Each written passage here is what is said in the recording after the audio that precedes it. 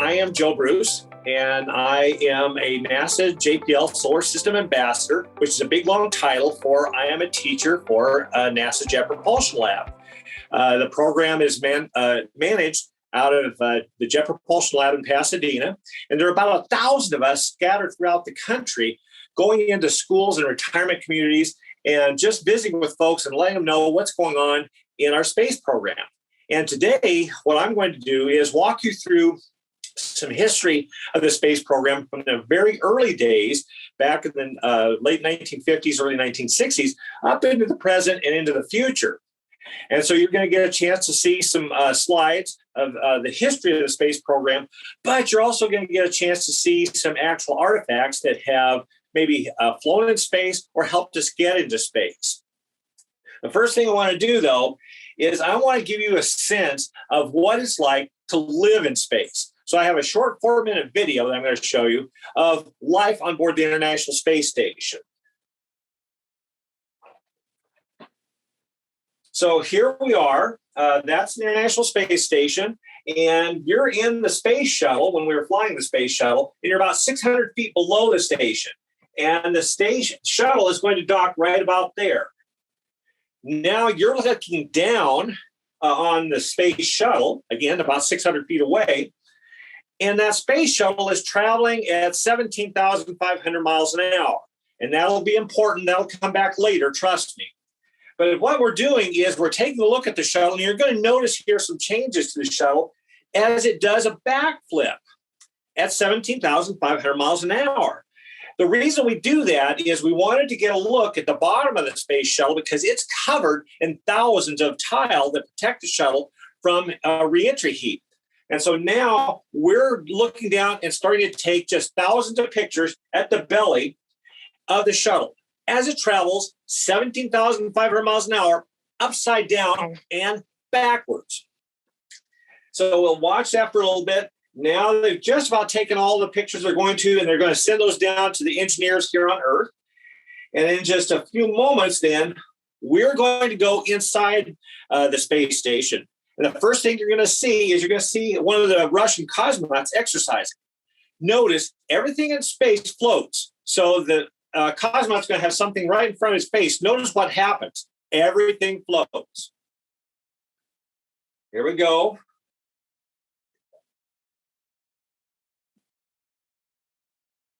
There, and then it just floats away. We're bringing cargo up. That's probably clothing and maybe some food up to the station. And when we were flying shuttle, we would bring bags of water up as well. And that's how we got water. And that's Marcia. Remember, everything floats? Hi, Marcia. When you're living in space for 6 months, you still have those hygiene issues. You need to brush your teeth. You need to shave. So here's Commander Sergei taking a bath. He's in the back there, and he's using a damp cloth to take a bath. That's how you take a bath for 6 months living on board station. Here he's getting a drink of water. Remember, you're going to hear this a lot. Everything in space floats. So here he's getting a drink of water, just kind of floating there. Gulp, gulp. I always thought it'd be cool just to float inside the station and sleep, but you don't want to do that because the air conditioning ducts and stuff, you might end up getting sucked into one. So here you see the cosmonauts, they're zipped into their sleeping bags and Velcroed to the wall so that they don't float away. My favorite part, swimming in space, no water required. Here we're swimming through the Russian segment of the station. Doesn't that look like a lot of fun? This is Susan Helms. She is bringing in some new equipment into the shuttle. Here on Earth, I wouldn't be able to move that thing. But in space, everything floats. She's just going to float it over, and there's a hole here in the floor or ceiling or wall.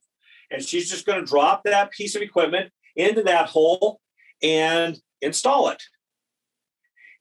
Dinner on board station, you'll notice the slices of bread. Those aren't slices, those are pita bread. We don't want to use loaves of bread because they crumble and get into the equipment. So they use pita bread to make their sandwiches.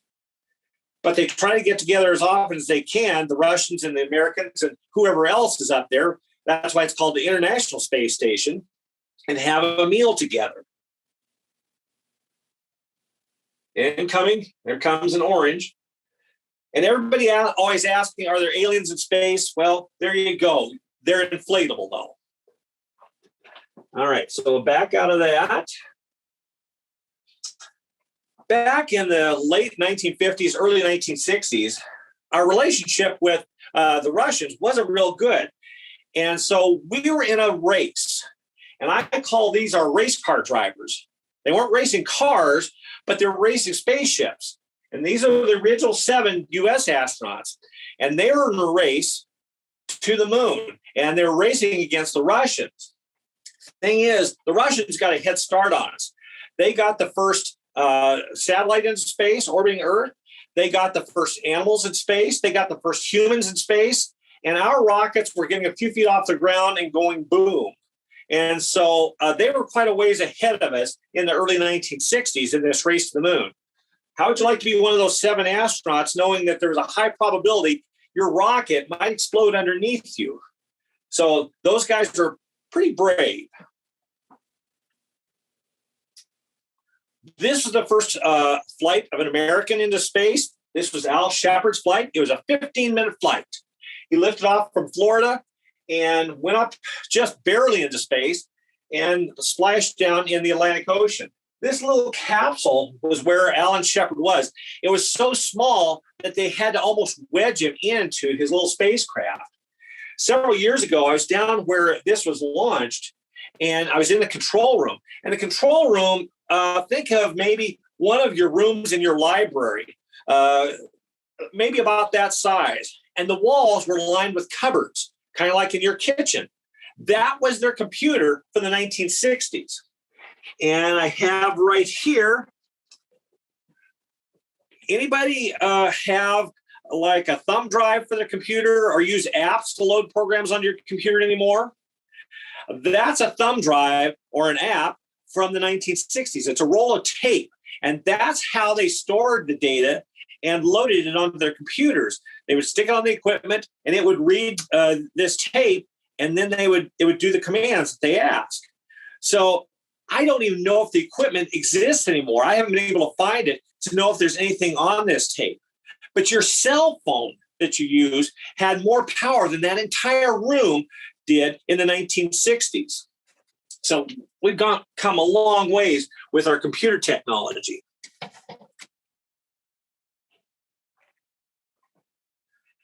That blue ball, that's where you live. That's Earth. And the little tiny ball there, that's the moon at 240,000 miles away. Now, in order for us to send a spacecraft, the space station, or any of our astronauts into space and orbit our Earth, they've got to be traveling at 17,500 miles an hour. That's 5 miles a second. You want to remember one of the 2 of these because we're going to talk about that in a few more minutes. We're going to talk about the orbital velocity, the speed that it takes to circle our planet, 17,500 miles an hour or 5 miles a second. To give you an idea how fast that is, imagine you're here in Spokane with me at my house, and the space station is flying directly overhead with the astronauts on board. And imagine you're starting to wave at them here in Spokane. And if I turn my back and just stand there for just a few seconds, whoops, I have to stop because now they're over Coeur d'Alene. In about 6 seconds, they'll go from directly overhead Spokane and be in Coeur d'Alene, traveling at 17,500 miles an hour or 5 miles a second. In other words, they'll circle our planet in 90 minutes. They'll cross the United States in about 10 minutes. Traveling at 17,500 miles an hour or 5 miles a second, you'll see 16 sunrises and 16 sunsets in a day. So again, remember one of those numbers right there, 17,500 miles an hour or 5 miles a second. This gentleman was really important in the early days of the space race. And a lot of folks know him. When I go into schools, even the youngest kids can tell me who that is. That's John Kennedy, JFK. He was president at the time. And this is September 12th, 1962. And he is at Rice University in Texas. And he's making a speech to set a goal for the United States to land people on the moon and return them safely in less than 10 years. So before the end of the 1960s, his plan is to have people to the moon and back safely. No big problem. No big deal, right? Except the metals to build a spacecraft to do that didn't exist when he made that speech. The tools, the procedures did not exist. We had just a few hours of spaceflight time under our belt. So that was a pretty bold goal on John Kennedy's part. So that's why I always include him in my presentations, is because of that goal that he set for us. All right, now we launched Al Shepard and some other astronauts in those small capsules, just one person. This is a Gemini spacecraft up here, and this is a Titan missile that's been converted to carry people in space. So there's two people up here, and think about it for a moment that how many of you, I don't know if anybody remembers maybe a Mini Cooper or a Volkswagen Bug, how big they are. If you've ever been in one, they're not real big. Think about this, that's how much space these two astronauts had to live in for a 2-week journey orbiting our planet, to circle our planet, learning how to live in space. And so they didn't have a whole lot of room. But there's some really interesting things I love to talk about when we first go into space that happen to our body. One of the first things that happens is when you get into microgravity and Earth's gravity is not pulling you down to Earth, is like here in my basement, gravity's pulling the blood down to my feet, and my heart's having to pump that blood back through my body, up through my head, to my heart, my lungs, and return, and it's having to work a little harder. In space, you don't have that because you don't have the gravity pulling the blood down to your feet. And what happens is, I'm not kidding you, this is a real term, you develop what's called the chicken legs of space. Your legs get very skinny. And then your face will get kind of puffy and chubby. There have been some of the astronauts I've known, they're almost unrecognizable to me when I see them on camera up in space because their faces get real chubby because the blood's pooling in their head. Another thing that happens is if you're up in space for, say, 6 months and you're floating in your spacecraft, you're just kind of floating there, relaxing, watching the Earth go around, seeing 16 sunrises, 16 sunsets, your muscles and bones aren't being stressed. And so your body immediately says, oh, I don't need that calcium in my bones anymore because my bones aren't being stressed. Your body starts getting rid of the calcium and you start losing bone mass. And also, you're not having to stress your muscles as much. So you start losing muscle mass. Some of our astronauts will lose somewhere around 10 to 15% of their bone and muscle mass if they stay in space for 6 months. That's why many of our astronauts, or all of our astronauts, will exercise up to 2 hours a day on different types of exercise equipment just to counter this loss of bone mass and muscle mass. The bone mass loss is kind of like what older folks here on Earth, as they get older, they lose some bone mass, and it's called osteoporosis.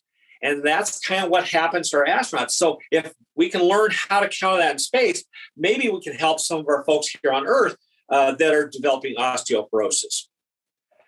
My favorite thing to talk about, though, inside a spacecraft when you're floating in space is inside your inner ear, there's some little hairs with crystals on called otoliths. Now, here on Earth, if I look over this way and then turn my head to look this way toward my spacesuit, my eyes send a signal to my brain saying, Joe, you're moving your head from here to here. Those little crystals in my ear and hairs, they are sensing in gravity that I'm moving my head from here to here, and they're sending the same signal to my brain. So my brain is saying, oh, that's okay. Joe's moving his head from here to here. In space, our astronauts in the Gemini spacecraft, that's not happening to them.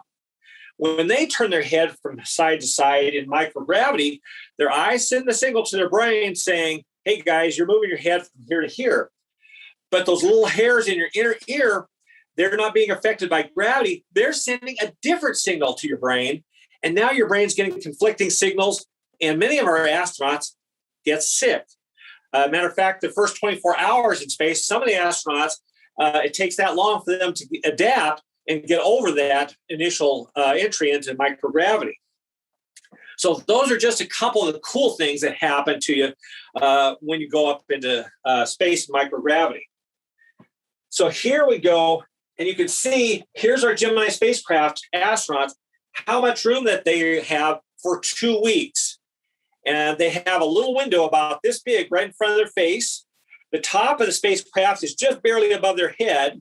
And then they have in here just a narrow console between the two of them.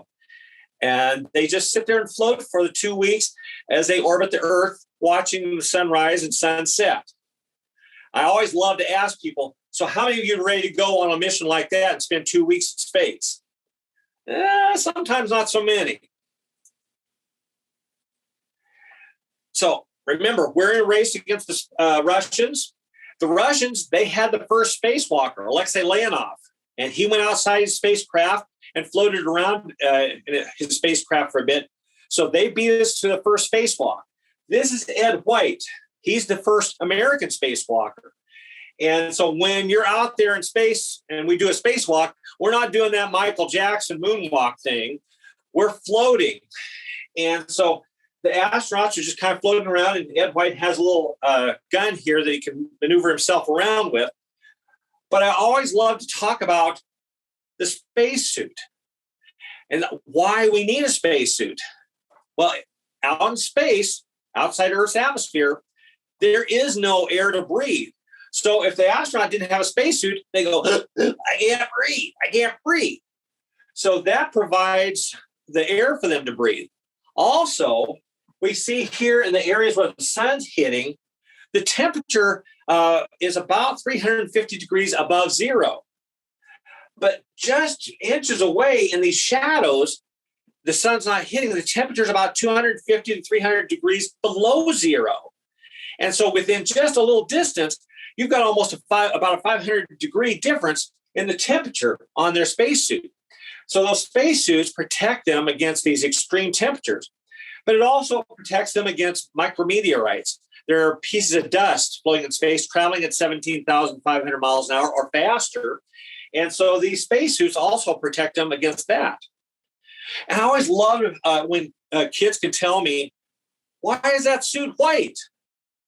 Well, one of the reasons is white is visible. It reflects a lot of light, and so we can see it much better against the darkness of space. Also, think of it, if you ever go out on a playground on a nice sunny day and you have a person with a white shirt on and a person with a dark shirt on, and they stand with their back to the sun, sometime walk over and touch the person with the white shirt and then touch the person with the darker shirt and see which person feels warmer. The person that's going to feel the coolest is the person in the white shirt, because the white shirt acts like a mirror and reflects the energy off, and so that person's not nearly as hot. Today, I brought with me a couple of different kinds of gloves. These are actually spacesuit gloves, and you can see here, this is an early shuttle glove that would have been used outside the space shuttle to work on it. And then this is a new item I just got. This would be inside that. So this is the restraint glove that keeps the bladder, the rubber part, from expanding out like a balloon. And so those two pieces would actually go together to protect the astronaut. The astronauts also wear some fancy long johns. They're full of tubes, and those long johns pump water through them so that they can maintain their temperature when they're out there in space and stay comfortable. So there's Ed White, the first American spacewalker. This is about Christmas 1968. This rocket is an Apollo Saturn V, 363 feet tall, and there's 3 people on board, and they're headed to the moon.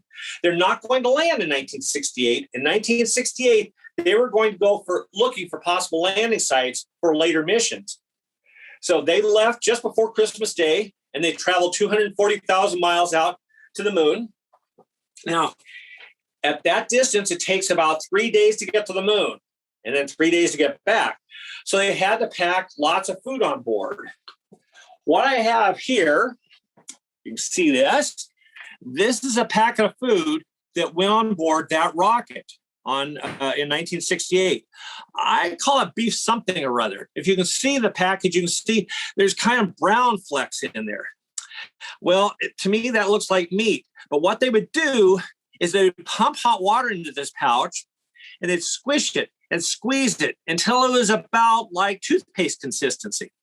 Then they'd take some scissors, cut the top off the bag, and squeeze, and that was their hamburger for the evening. On the back side, you can't, that's hard to see, but there's some chocolate in there and an anti-gas pill too. So that's some food that went to the moon in 1968 and came back.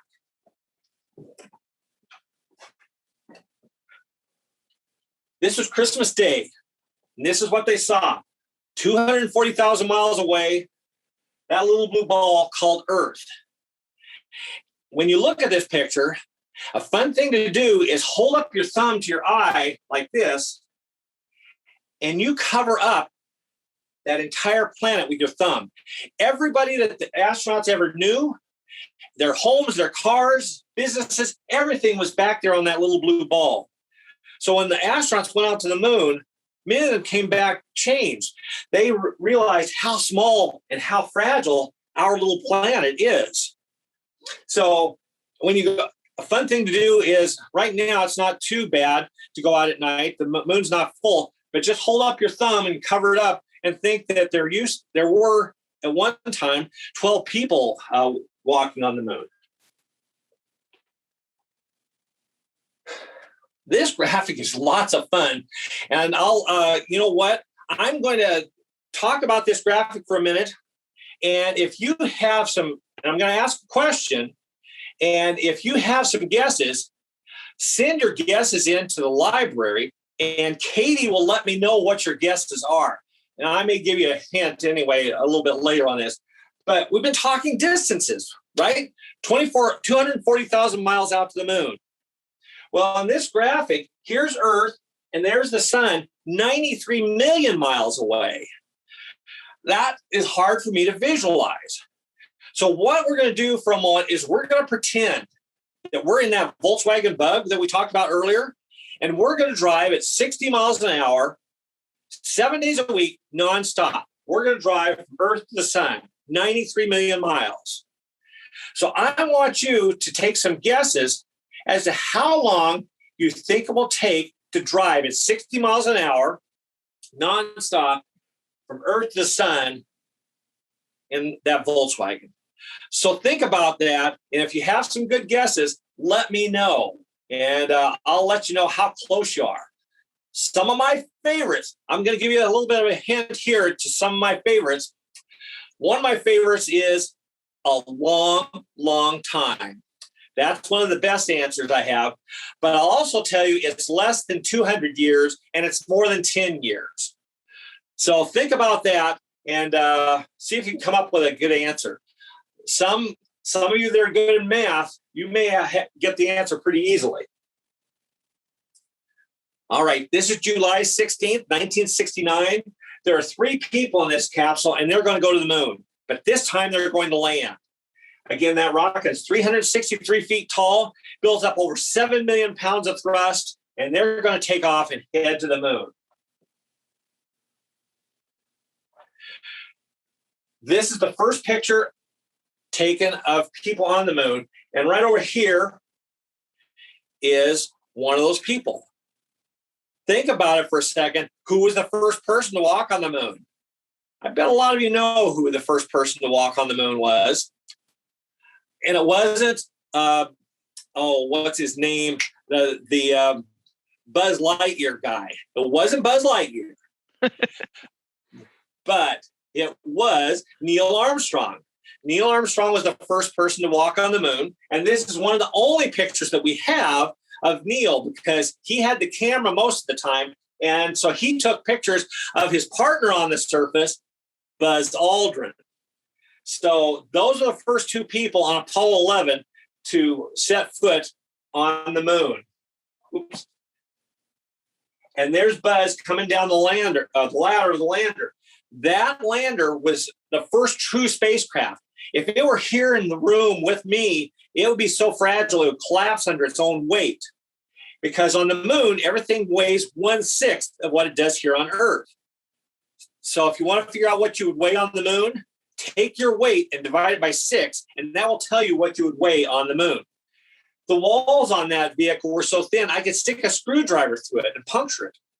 So that was a pretty fragile spacecraft that they landed on the moon with. So we sent some crews up there. Like I said earlier, 12 people actually walked on the moon. We had Apollo 11, Apollo 12 landed. Then we had Apollo 13. I don't know if you've ever watched the movie Apollo 13. I highly recommend it. It's a great movie.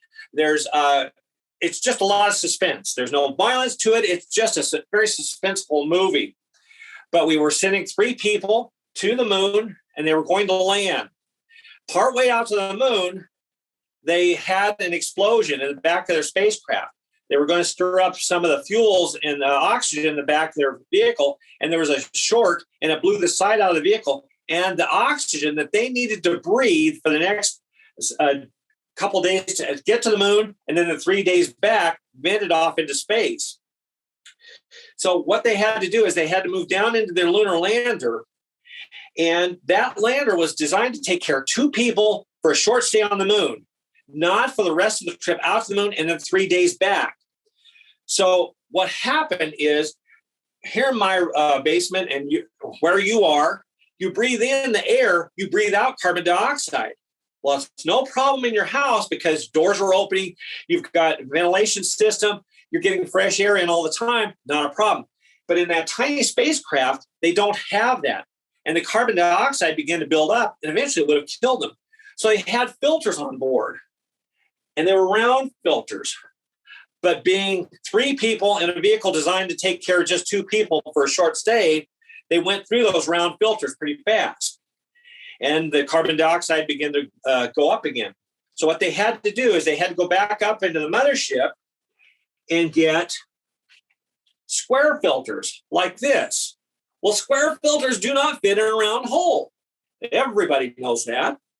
Well, they got these, and here in this picture, you'll see they used vacuum hose, they used bungee cords, duct tape, and they modified one of these square ones so that they could keep using those, and those would pull the carbon dioxide out of the air, and they could keep breathing.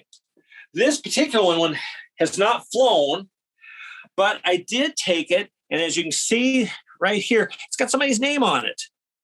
Can you read that?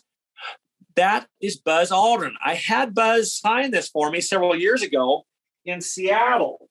I handed it to him, and he said, "What's that, a battery?" And I thought, it was so cool. I got to explain to Buzz Aldrin what some of the equipment he would have used on his spacecraft when he went to the moon. Granted, it had been a lot of years since he had used one, so I gave him that. But anyway, he did sign it for me still yet. So that's called a lithium hydroxide canister, and that just pulls the carbon dioxide out of the air so that the astronauts can continue to breathe. If you love golf, you're going to love this picture. This is Al Shepard. Remember Al Shepard? He was the first American to fly into space for 15 minutes and back. Well, Al Shepard came back to command Apollo 14. Al Shepard loved golf, so much so that he took some golf balls with him, put it into the pouches on his suit, and he took a head off of a golf club and threaded it onto one of his tools when he got out on the surface. And he dropped one of the balls on the surface.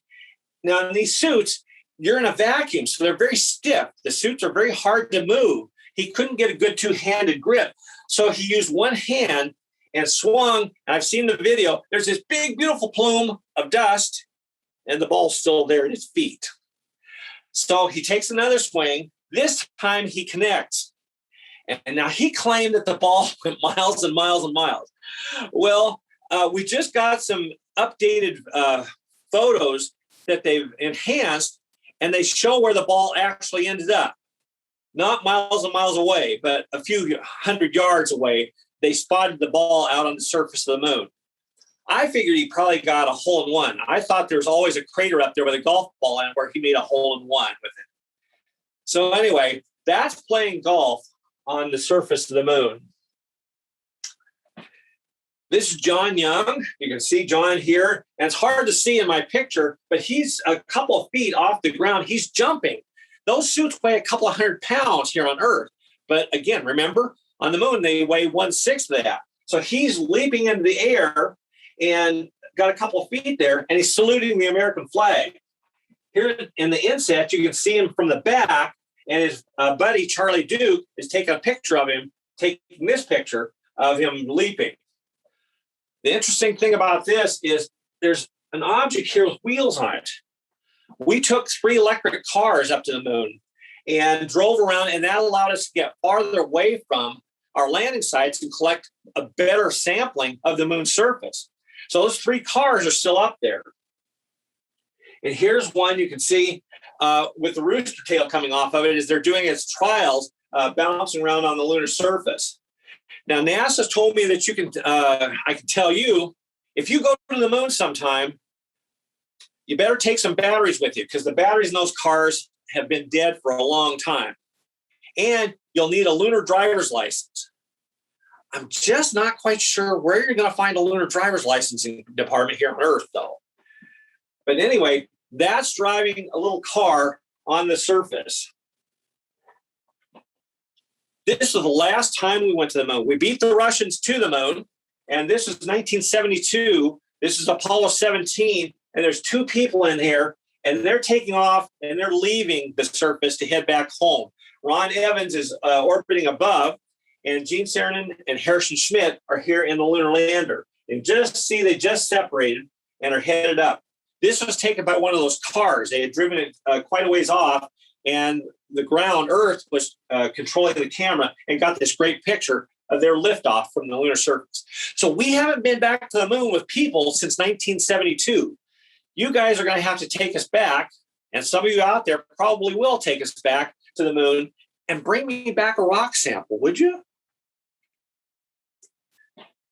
So after that, we canceled Apollo 18 and Apollo 19.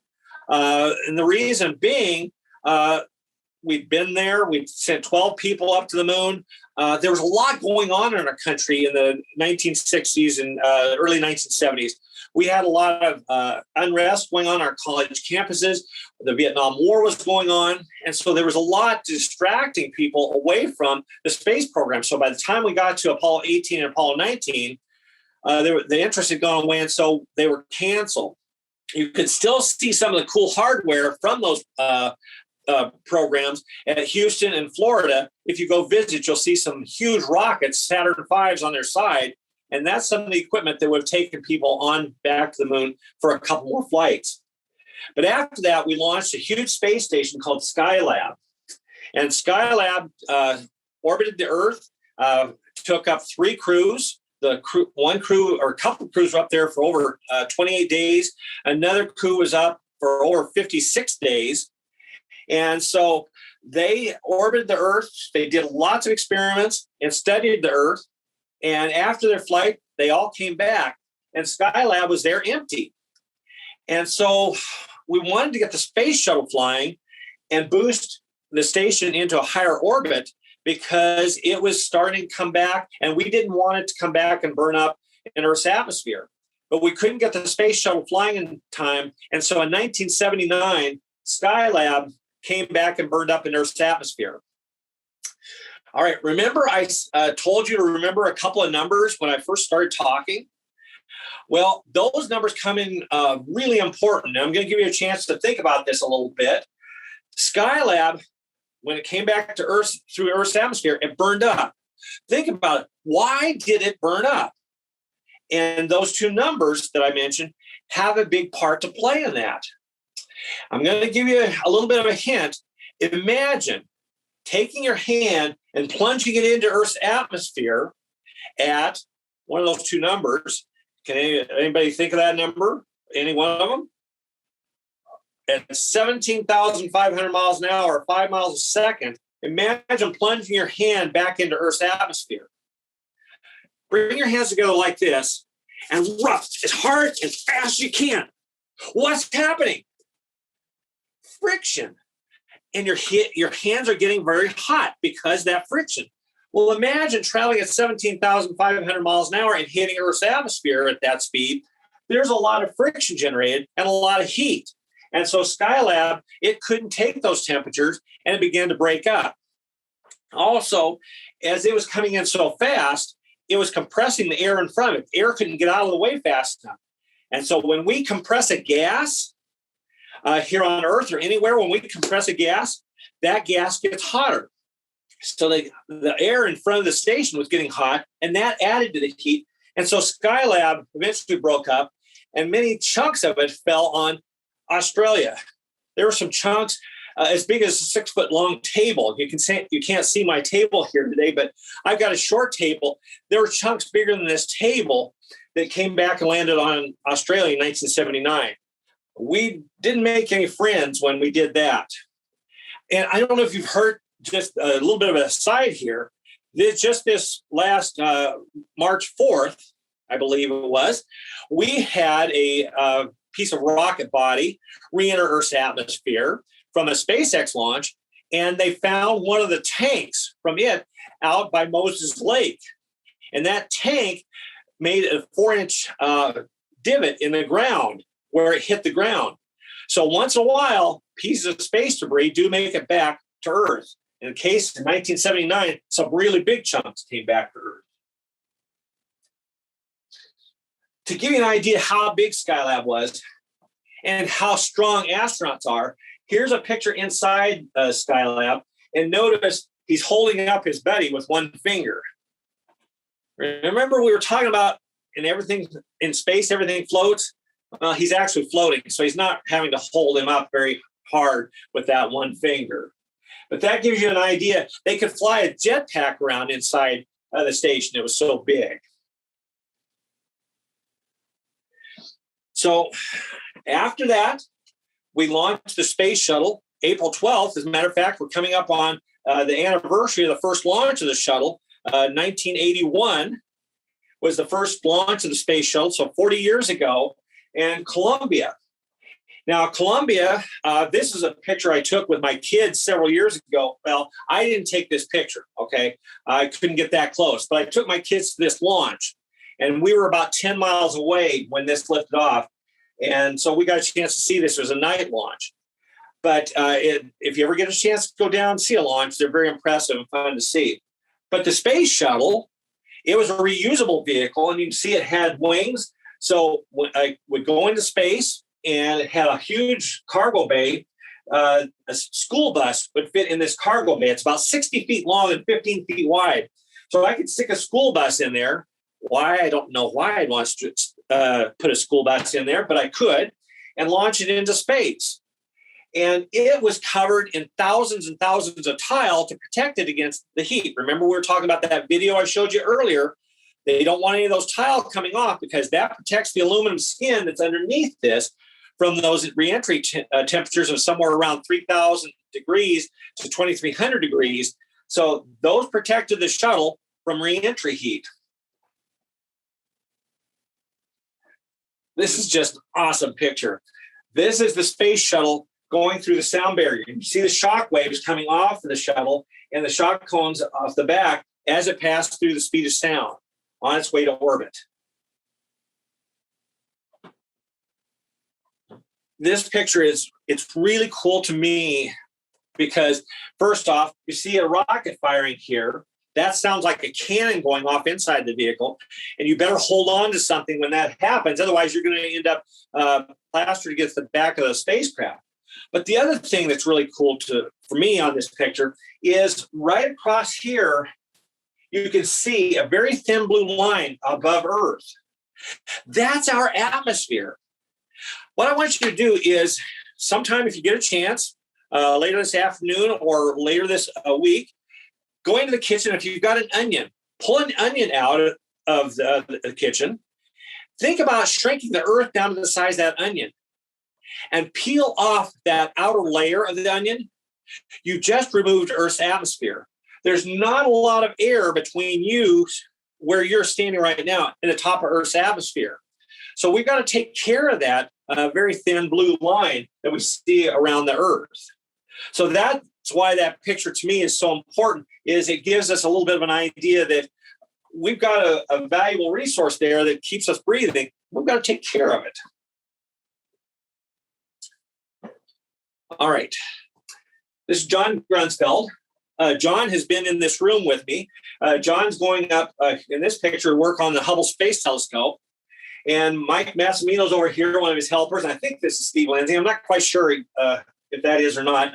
But those three folks are inside the space shuttle getting ready to do some work on the Hubble Space Telescope. This is a fun picture because you'll notice I've got, and it's hard for you to see, but I've got a little phrase up here. Which way's up? And this is always confusing because I'll ask students in this picture, how many of you think up is that way? And a few kids will raise their hand. And I'll say, okay, how many of you think up is that direction? And a few more kids will raise their hand. And then I'll say, how many of you think up is that direction? And I get a lot of kids raising their hand. Thing is, in space, there is no up or down. Remember, everything floats. So if you were in your classroom and I took your classroom into space, some of you would be on the ceiling, some of you would be on the walls, some of you would be on the floor, some of you would be all floating out in the middle. And from some teachers, I understand, that's a normal day in their classroom. So anyway, in space, there is no up or down. So you could be like John is there or the other two guys and just be floating. I have proof that there's no up or down in space. There's Marcia Ivins. Notice her hair. I just wish I had that much hair myself. It's hard when you've got a hair like mine. But Marcia's hair is floating in all kinds of directions because there is no up or down in space. And there's the shuttle landing. The shuttle landed very much like an airplane. The only problem is these engines no longer have any fuel. There's that big orange tank is underneath to fuel them. And so the shuttle has to land first time every time. It's a big glider. And so if something were to go wrong, they can't just fire up an engine and take off and go around and try again. They've got to do it right every time. So this is a landing. And you can see there's 4 tires back here. You can't see them in my room, but I've got one of the tires over here in the corner. It stands, it's about 4 feet tall and it weighs 200 pounds. And then up in front, you've got some smaller tires. So that's the way the shuttle landed was on a runway.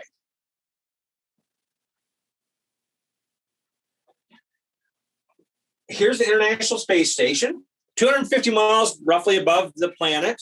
Right now, there are 7 people living on board the station. In a few days, we're going to send 4 more up. Up here is a tiny picture of a space station. I took that from here on Earth through one of my telescopes. You can take a picture of the station. You just have to know when it's coming over and get your telescope aimed at it. And I just tracked along and followed it and let my camera do all the work. But that space station is the size of a football field, including the end zones. And it's traveling at 17,500 miles an hour. And so that is it's an awesome platform for doing science. And someday, some of you out there might get a chance to work on board that station or another space station that we'll launch sometime down the road. Cool thing is, you may have a dream to work on that space station.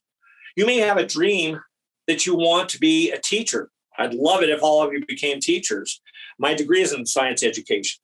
Some of you might want to be artists. Some of you might want to be musicians. Some of you might want to be doctors or attorneys or truck drivers or whatever it is that you have a dream. You can do it if you want it, but you've got to want it enough.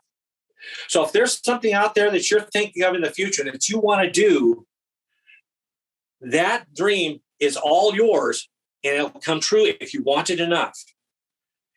And I can't stress this enough. Again, being a teacher, I'm a little bit biased, but those teachers that you encounter every day in the classroom, or via online even, those teachers are giving you a gift. They're giving you a gift that nobody can ever take away from you. They're giving you the gift of knowledge. And that's going to live with you for the rest of your life. I know, because I sitting in desk chairs much like yours when I was younger. And what I was taught in school, I'm using every day now. So take that as a gift. Thank those teachers for what they're giving you. And the libraries up in Lincoln County around, they are giving you a gift. Think of all those books of things that you're able to learn and find out about in this awesome world that surrounds you. That's cool. So take those gifts and thank those people that are providing these gifts for you. And one of those people that had a dream was this person. Her name is Anne McClain. And she, when she was 3 years old, she said, she told her mother, I want to be an astronaut. Well, Anne went through school and she became a helicopter pilot in the Army. And she became an astronaut. And she spent 6 months on board the International Space Station. This is her floating inside the cupola on board the International Space Station. And probably the next few years, you're going to see Anne go up again and fly. And she may be one of the first ones to step back on the moon in a few years. So again, she had a dream. You have a dream. And you can do it if you want it enough. Our next vehicle that we're going to be launching with taking us to the moon is the SLS. And this vehicle is going to be the largest rocket ever. And it's going to take a crew of 3 or 4 to the moon and then return them. And here's the crew. And you can't see it very well, but here's a model of it. There'll be 3 or 4 people in there. And here it is, a drawing of it. And that's going to take us back to the moon and out into our solar system. I've been very fortunate with my teaching degree and everything that I've been able to do over the years to go down to Kennedy Space Center and see 4 space shuttle launches and to see this vehicle. This is a Falcon Heavy, and this is the first time that the Falcon Heavy had been flown, and there was a car up in here that they were going to launch into space and send out beyond the orbit of Mars. And it's still up there orbiting our sun and will be for probably millions of years. But this was just a few hundred yards from the rocket the day before it launched. Oh, just today, this vehicle, there's a crew of 4 on board that. That's a Dragon crewed vehicle. It backed away from the space station and moved to a different port on the station and preparing for 4 more people to come up in another Dragon vehicle. So if you're watching TV or watching the news today, you would have seen something like this with this vehicle pulling away from the space station and backing around and finding a new parking spot on the space station. If you've been watching anything at all the last few weeks, you'll have heard about a little rover called Perseverance. And Perseverance landed on Mars here in Jezero Crater. You can see the crater wall here, and you can see what looks like a dried up riverbed here. And that's exactly what it was a river one time and a delta where all the sediments flowed out into this huge body of water in the bottom of this crater. And so Perseverance, we wanted to land it somewhere in that oval. And it landed somewhere back over in here. And Perseverance is looking for, one of its jobs is to look for the possibility of life. And the reason we went there is because this delta, when water is flowing out of there and building this delta, that could have carried some ancient life out of the rivers up in here and buried it. And so we want Perseverance to go up there and do some drilling and work and see if we can find some examples of very old life on Mars. It's going to take some samples, leave them on the surface, and in several years, we're going to send another vehicle up there to bring those samples back to Earth. There, we can look and see what it found. This is a great picture. It's kind of, again, fuzzy for you, but you can see here's the landing spot. And there's that delta right in here. But this little inset, here's the parachute and Perseverance coming down on its parachute to land on the surface of Mars. It's about the size of a small car. Here you can see it. There's cameras here. There's cameras all over it. And there's an arm here with drills and sampling equipment that they can sample the surface of Mars and learn from it. One of the fun things is right here is the little helicopter called Ingenuity. And Ingenuity, now, I'm going to show you another slide. There's Ingenuity. That's actually it on the surface of Mars right here. It has been left behind by Perseverance. Here's one of Percy's wheels and another wheel over here. So Percy's backing away. And we're going to try for the first time to fly a helicopter on another planet. And the cool thing about this is that has a piece of the Wright Flyer's 1903 Wright Flyer attached to it. So the first human flight here on Earth in an airplane, a piece of it is on Mars on Ingenuity, and we're going to try to fly for the first time on another planet. So it's a little helicopter, weighs about 4 pounds, and it's going to fly around and take pictures. And so keep an eye on that. Should be some really cool pictures coming back from Perseverance, Percy, and the helicopter. There's a little better close-up of Percy or Ingenuity. And this is just a personal slide. I love having this slide in. There's a vehicle attached to the space station right now that just launched back a couple months ago. And it's going to stay attached to the station for a while. It's got all kinds of supplies on it. It's called the Katherine Johnson because Katherine Johnson was very important in the very early days of our space program because we didn't have the computers and like we do now. And so there were a group of people that African-American people that they were basically very smart and very good at math. And they were doing all the calculations that our computers do today that helped us get off our planet to the moon and now off into space. And so this supply vehicle is named Katherine Johnson. Why it's so special to me is because on board the Katherine Johnson is my new name tag, my suit. And it's going to be placed in a few days. It's going to be taken out and placed on the outside of the space station. And we'll spend several months outside in the vacuum of space and come back later this fall. And by this fall sometime, I'll have it back. It'll be on my suit, a piece, my name tag that has flown on board the International Space Station out in space for several months. So I had to put that slide in just because it's a fun thing happening.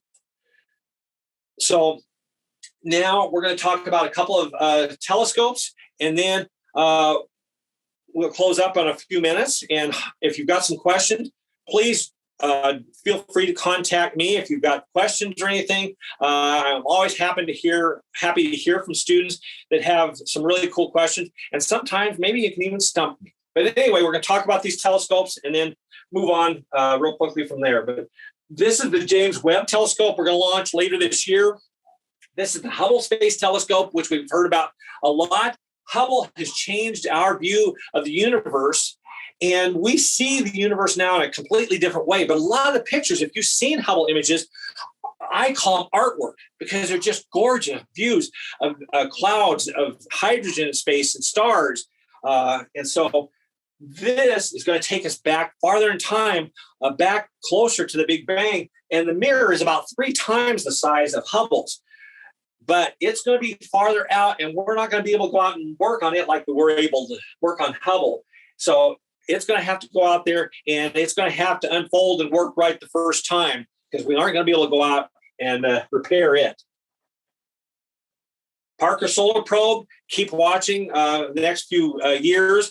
We're going to keep moving Parker Solar Probe in closer and closer to the sun, and it's going to actually get in so close that it's going to touch the upper atmosphere of the sun. Why we want to do that is because the upper atmosphere of the sun is somewhere in the range of about 2 million degrees, and the surface of the sun is much cooler than that.